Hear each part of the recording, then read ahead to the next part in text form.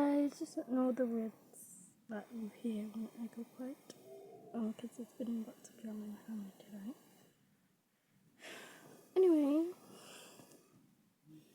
I've told him what to, and I actually have told him so remember, I won't be doing this tomorrow, so I might be on some trouble.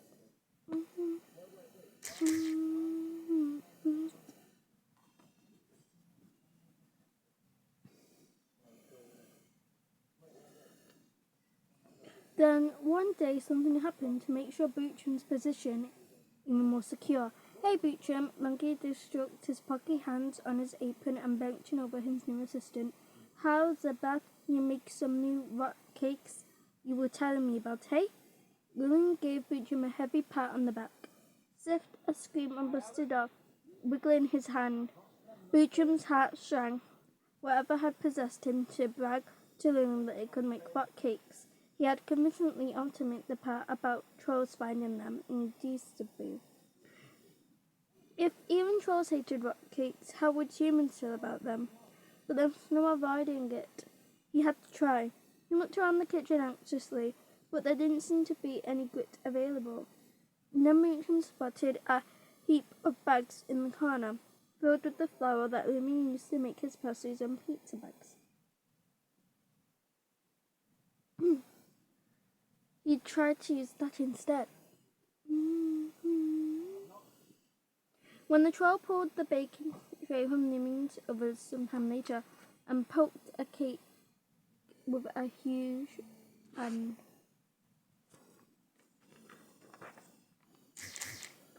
relentless wash, forefinger, he gave a moan of despair. These cakes were even softer and crumblier than the ones he made back at home in Chatper drum.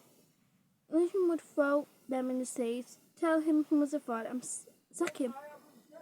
Tell him he was a fraud, sack him.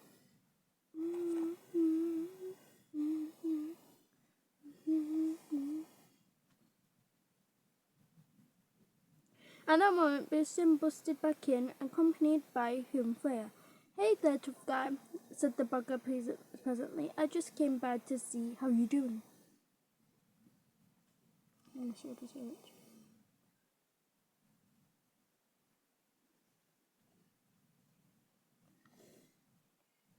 He's doing okay, pulling was on him. The pastry hunter turned to Bootram. Hey, big boy. House's cakes are coming. Leaning at the cooling moans, apparently fresh from the oven. Let's see if you're as good as a cook as me. Laughing impatiently at his own joke, Lemon popped one of Bootram's cakes into his mouth. His laughter died instantly.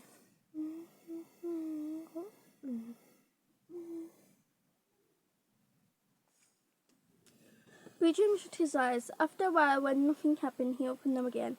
Ling was standing stock still, his expression perfectly blank, and softly. Bootram shut his eyes again, then opened them again. And opened them wider.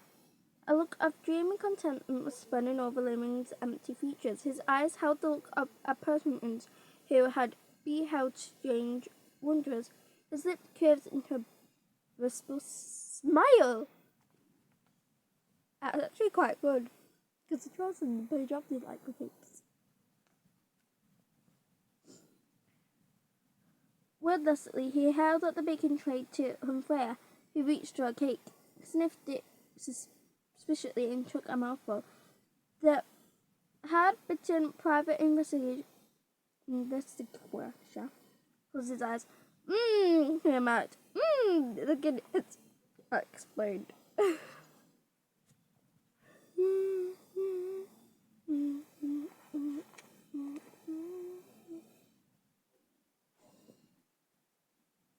Winter stared at Bootram and Freya in disbelief. You mean you like them? Ooh, Bootram confirmed. Ooh, Leah good. Bootram couldn't believe his ears. Are you sure? They're not too crumbly? Dish Anishin. Stundious. Lou Anishin. Divine. They're as light as a feather. They melt in your mouth, the booker agreed. Reaching for another. Hey, Ling sat from Freya's wrist. Freya gave Bootram a pit burst look. Count 5 seconds. No! Then snatched the cakes away. These go on sale in my restaurant tonight. What's that?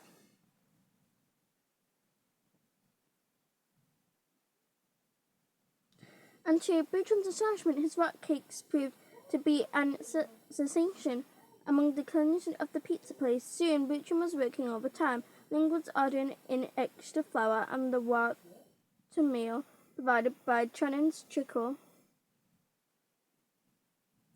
was taken an extra staff and working a shift system to keep up with demand.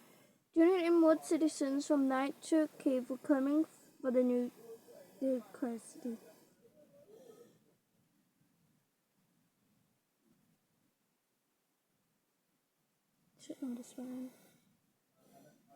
To celebrate the news ascension, Ling changed his establishment name to the Pizza Place and Pastation, where pastation about pastry.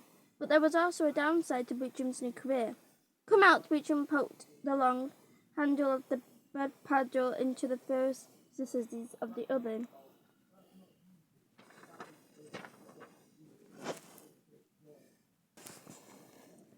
Stanton, Chris' voice echoed differently from the fire-blanketed integrated. What do you think you're doing here? Cleaning, lied the living. Bertram said, I wish you stopped hiding in the ovens. You know I always look inside before I light the fire.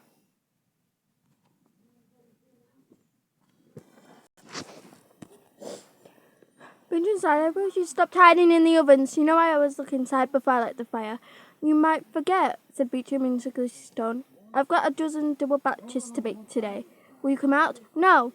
But on the whole, things were going better than Bertram had ever dared hope for. Contrary to his fears, humans weren't even monsters. True, they were rude humans, deserted humans, selfish humans, just as they were rude. Deceitful and selfish trolls, generally. Bertram got on well with people. He was happy, he was busy, and for the first time in his life, he felt appreciated. In fact, he was in danger of feeling that he fitted in, even belonged. So all in all, it was a bit of a shock when Humphrey turned up very early one morning with a whole new company of grim-faced guards at his back and arrested Bertram as a spy. That's not good at all. Let's just feeling better from himself. Can't believe he would. They literally got close to Bertram. No, not. I'll read again on Saturday. Hope you enjoyed. Even with all the thing in my house going on. Bye.